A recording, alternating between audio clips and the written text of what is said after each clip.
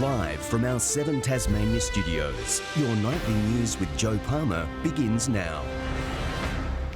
Good evening, everyone. A grieving mother has spoken out about the death of her son, urging others to heed the safety messages around boating. The coroner has handed down his findings into the tragic deaths of 4 men in a 2016 incident, warning second-hand vessels should be inspected. This was the eerie scene investigators were faced with 3 years ago as a tragedy near these calm waters unfolded. Magnus Ritter, Luke Davies, Alexander Drobniak and Anthony Roach launched their boat from a beach in Cremorne on July 31, 2016. But sadly, the men in their 20s and 30s never returned. The bodies of 3 were recovered, but Mr Roach and the vessel were never found. Families of the men today looking for answers at the end of a coronial inquest. Every parent who loses a child has a before and after life. Before the child died and after the child died, and life will never be the same. You always carry that sadness. Coroner Simon Cooper's findings delved into the history of the 50-year-old boat they were using. He says the tragedy could have been caused by a failure in the boat's hull, possibly due to rot, and that it was carrying an overpowered motor. A grieving mother today speaking out on her long push for boat safety awareness. Well, it has been a long 3 years, and by the sound of it, it's just the beginning, really, to keep going and find out what can be done and to work together with people who can bring about change. The coroner hasn't made any recommendations about boating regulations, but warned anyone purchasing a second-hand boat to get it inspected before use. What I would like to see is changes to the legislation that people are not allowed to sell a boat without it being checked. I need to keep going.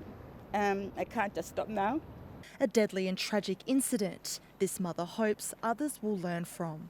Ruby Kamain, 7 Tasmania News. Wildlife authorities believe a stray dog is responsible for killing 42 penguins on the northwest coast, wiping out nearly a quarter of the local colony's population. Lawmakers are now scrambling to update the Dog Control Act to prevent more tragedies. This penguin at Doctors Rocks near Wynyard is one of the lucky ones. It survived what's believed to be a violent dog attack which claimed 42 penguins, roughly a quarter of the colony along this 2-kilometre stretch. It's a devastating result, and a lot of people will be very concerned. Pets are strictly banned from this area, but autopsies reveal a stray dog is the likely culprit. The local council says the entire community needs to work together to protect the penguins. And just saying, look, this is happening, it's indisputable, it is an issue, and how can we work out that it doesn't happen again? The ripple effect from here on could be even more devastating. Due to a late breeding season, many of the penguins left in this colony are still chicks. Now their source of food from their parents has been cut off. We cannot accept this thing occurring as often as it does. It's an appalling thing to see. So we're reviewing the legislation. We've established an advisory council. We've had other attacks recently in the northwest of Tasmania on other rookeries, but this is the first one I know of in the Doctors Rocks area. This recent attack is not just an ecological issue, but an economic one too, with local tourism businesses relying on a healthy penguin population. Penguins have no natural defences to attacks by dogs, and really the only thing we can do is get dog owners to be more responsible and be aware of where their dogs are at all times. Tom Johnson, 7 Tasmania News. The Labor Party faithful are heading to Burnie this weekend as the annual state conference attempts to reset its plan after the party's election failure earlier this year. Our political reporter Michelle Wisby joins us live now from Burnie. Good evening, Michelle. What's on the conference agenda? Joe, the party has always said this will be a policy-focused conference as it works out its plans for the next few years. Just a few months ago, Labor unexpectedly lost the federal election and 3 seats here in Tasmania, including here in the northwest seat of Braddon. It's interesting to note that's now where they're having this year's conference. We've already heard from federal MPs in Launceston today who admitted Labor needs to win back the public's trust. I mean, at the last election, which many people said that we'd win, we didn't win. So we've got a lot of work to do, and that means work here in Tassie, but it's also work right across Australia. But there will be one significant omission from the conference, with the new boss Anthony Albanese skipping the visit as he's overseas. Across the weekend, members are set to vote on policies including a Christmas Eve public holiday, a commercial airport for the West Coast and free public transport for concession holders. But Joe, for now it is back to the beginning as members spend the weekend debating a new range of key policies. Okay, thank you very much for that report. Michelle Wisby joining us there from Burnie. The state government is reviewing new religious freedom laws put forward by federal MPs that would override Tasmania's Anti-Discrimination Act. LGBTI advocates say it will open up vulnerable members of the community to horrible treatment as they marked a day that was meant to be the complete opposite. Sun and sweet treats bringing the community together to spread a serious message. Wear It Purple Day, a movement to encourage safe environments for LGBTIQ+ youth. About really refocusing on the LGBTIQ+ youth, the difficulties that they may face and providing them with the support in the community that they might need. But advocates in the community are worried about federal law changes flagged yesterday that specifically override part of Tasmania's Anti-Discrimination Act. And all of those people are going to be open to some pretty horrible treatment because of this idea that we need to privilege religious belief over every other human right. The Federal Attorney General says the laws protect religious freedoms, citing a complaint by Martine Delaney against the Hobart Catholic Archbishop. Based on things that were said, which were no more than statements, Christian statements about their preference for a traditional view of marriage. The suggestion is that I've tried to silence freedom of religious speech and stop Archbishop Porteous from preaching Catholic faith and his belief, and that's not at all what it was about.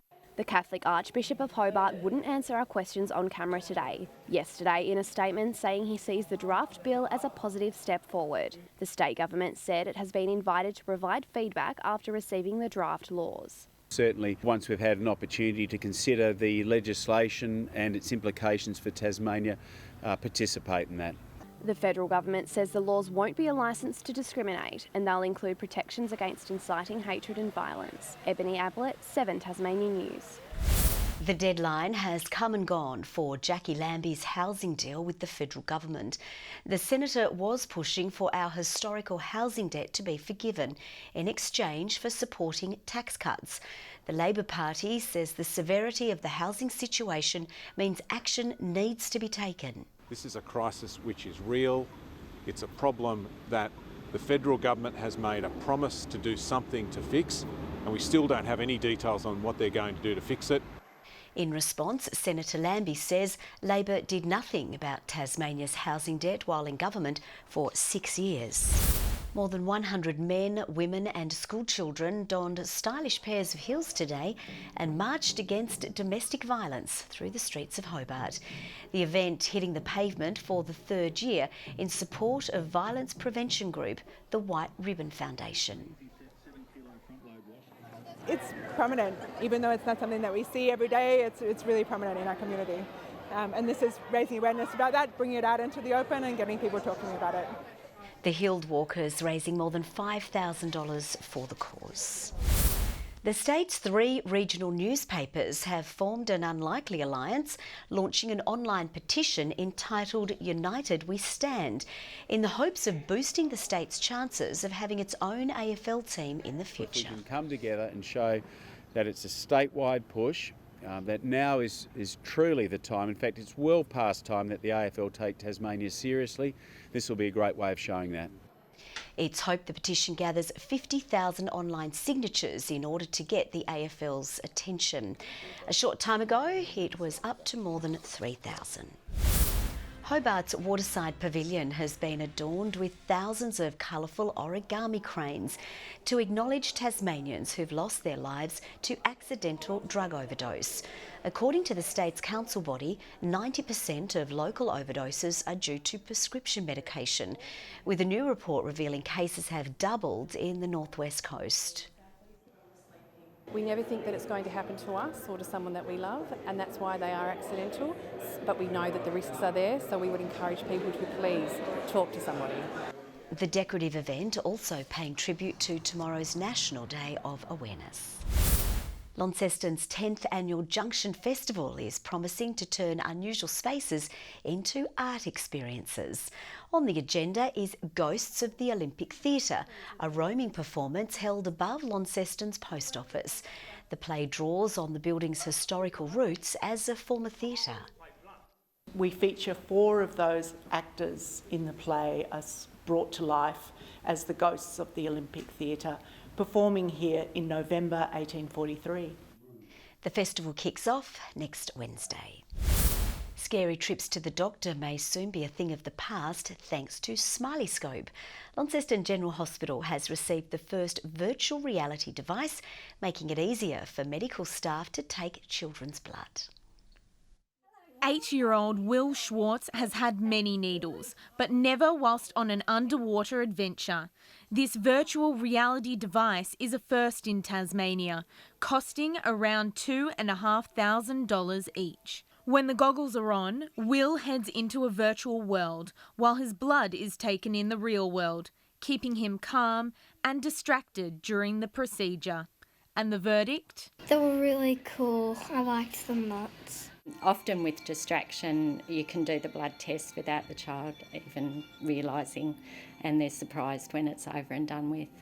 This virtual reality device aims to make needles less painful, providing a welcome distraction to an otherwise intimidating environment for children. And there's no reason it can't be used by big kids too. For some, a simple blood test can be distressing, with the help of parents occasionally needed to help restrain children. It's frightening because they're coming into an unknown place. They're seeing strangers and strangers that are sort of getting very close to them. Cancer survivor Betty Brady donating the state's first technology. I wanted to do something where I could physically see what I was raising the money for. I thought that would be a wonderful thing to reduce pain and trauma for children in the hospital. Betty hopes to raise enough money to buy 2 more for the hospital.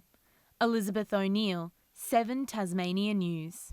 And after an up and down back end to the TSL season, Glenorchy and Lauderdale will be out to prove a point when the sides meet in tomorrow's qualifying final. The loser gets one more shot, while the winner sets up a showdown with the competition's flag favourites. Lauderdale Oval has been a bogey ground for the Pies, just as KG5 has been for the Bombers, but neither side can boast the home ground advantage at Blunston Arena tomorrow. We've had, over the last 3 or 4 years, really good games and played the ground really well, so we're certainly looking forward to get onto a really nice deck and playing some good footy. Bellerive sits somewhere between the two of those, so it's almost like meeting in the middle, and so I expect it to be a really good game. Both clubs welcome back some big names for the clash, with Bryce Walsh and Josh McGuinness named for Lauderdale, and Jay Bowden, Tim Butterworth and Brodie Rowbottom set to return for the Pies. This game, I think it's 2 really good teams and 2 teams that match up pretty well. 2 teams that try and do the same thing but do it in different ways. And both coaches are predicting a far closer contest than round 20 when Glenorchy recorded a 48-point win. Normally our skills are up and about and we're hitting targets, and I thought it was probably skill-wise, probably the worst game we've had for the year. The loser takes on the winner of tomorrow's elimination final between Launceston and Kingborough, with a showdown against flag favourites North Launceston awaiting the victor. It's always been the case that when our pressure's really good, from 1 to 22, we play well, and for both teams that's going to be a real key this week. Still on footy, and after spending years at the bottom of the North West Football League ladder, 2 teams from Devonport now have the chance to make history. Both clubs are looking to break 31-year premiership droughts when the finals begin this weekend. 1988 was a good year to be a footy fan in Devonport. On one side of the river, the East Devonport Swans had their crowning glory in the local league. Sirens gone, and East Devonport have defeated Burnie in a memorable grand final here at the Devonport Oval. While the Devonport Magpies won the biggest fight in the land to be named kings of the statewide competition. Neither club has reached such lofty heights since. If we happen to get a roll on in the finals, there'll be a few of those top sides looking over their shoulders. The Swans will play their first final since 2012 on Sunday with nothing to lose. This is year one of a 3-year plan. A success story for us is to make finals. We've made finals. We're pretty happy with that. If we happen to go further, look, you make finals, who knows? Anything can happen. In the Magpies camp, the shame of successive wooden spoons can be erased by going deep into finals. The average age of the playing group is 24, suggesting a purple patch is on the horizon. It's about 12 years since the club's had all 3 men's grades in. So we've had a few guys come back to the club this year through playing State League and other areas. So it's good to get everyone back in the same place. Wynyard finished top of the ladder, earning a rest for week 1 of the finals. Burnie will host Devonport at West Park in the qualifying final tomorrow, while Ulverston plays East Devonport in a do-or-die clash. It's season over for Penguin and Latrobe. Meanwhile, Longford and Bridgenorth will fight for a spot in the NTFA Premier Division decider. Only 4 players from Bridgenorth's 2010 flag remain. We have that right balance between young and old that can really help us create that good finals experience. The game will be won and lost coming out of the midfield, so inside footy is something that we're really strong at, so that's what we'll be backing in to win the game this weekend. And in the SFL, Signet will be without former AFL bruiser Barry Hall, who's pulled out after soreness from last week's thriller against New Norfolk. It's good news for Lindisfarne, which squandered a 4-goal lead at 3/4 time in the qualifying final. To give it up like that was really disappointing, but the boys got some home truths during the week. We're going out there to take it on, rev it as we say, and hopefully we can cause a bit of an upset. While Dodgers Ferry is raring to go after a week off, taking on Huonville. You don't have to look at the last 6 weeks. They're clearly the form side in the competition at the moment. And we're going to have to be absolutely on our game to match it with them down there on their home deck. Tom Johnson, 7 Tasmania News. To soccer, and it's set to come down to the wire for the Women's Tasmanian Super League title tomorrow, with Hobart and Olympia both in the mix to come away with the cup. The Zebras' superior goal difference means they only need a draw, while the Warriors will have to win the game to be crowned 2019 champions, something they've managed to do against Hobart 3 times this season. Definitely made us more mentally prepared. Our last result against them probably wasn't our best, but I think, as our last month, we've mentally prepared for it, and I think this time we're going in a lot harder. We're more ready. The game kicks off at 2 p.m. tomorrow at KG5. Good evening. Lyowini scored our low of -7 last night, while the top today was 17 at St Helens. Hobart 15 degrees, Launceston 14 today, Burnie 12 and Devonport 11. Temperatures sat above average around the state, no rain this afternoon. Ouse and Lyowini 15, King Island and Friendly Beaches 14, Flinders Island 13, Strawn, Smithton and Low Head 12 degrees. Now, apart from the west and north coasts of the state, it was a fine, sunny, clear day around Tasmania. A small amount of snow was spotted on the higher peaks. That cloud near Tasmania is also linked to moisture with the high pressure system. A prefrontal trough has cloud over southern WA. The cloud pushing out from the southeast of Queensland is due to a surface trough and an upper air disturbance. Tomorrow the high moves east of Tasmania. A cold front passes to our south as another approaches over the bight. The winds northeast to northwesterly at 20 to 30 knots, lighter through Bass Strait but up to 35 knots over the south and southwest in the afternoon. Gale warning has been issued for waters from Southeast Cape to Sandy Cape for those strong north to northwesterlies. A strong wind warning for remaining waters between St Helens Point and Stanley and also the southwest lakes. And we also have a road weather alert for icing conditions on suspect roads in the morning. Hobart expecting a top tomorrow of 20 degrees, the first time since April. Whoopee! Partly cloudy day, early frost for Maydena, 17 the top and 13 for Oatlands. Launceston 16 the high after an early frost, a partly cloudy afternoon, 14 for Devonport, a windy day for Lyowini, a top of 8 degrees. Burnie partly cloudy and 15, 16 the high for Strawn with a late shower or two, 14 for Marrawar.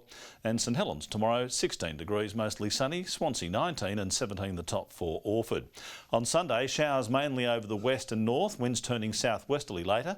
A fine start to Monday as showers develop over the west and northeast and then later over the north and southwest. And on Tuesday, showers easing and contracting to the west in the morning. Morning showers for Perth tomorrow. Partly cloudy over Adelaide, a sunny day for Melbourne and Brisbane, a few showers forecast for Sydney. Clear in Hobart at the moment, 9 degrees, 8 right now in Launceston, Devonport clear and 7. Joe, there's something in the air, spring just around the corner. Bring it on, I'll tell you what. Thank you very much for that, Merv. Well, that's all from the team for now. Thanks for your company. We'll see you a little later. Bye-bye.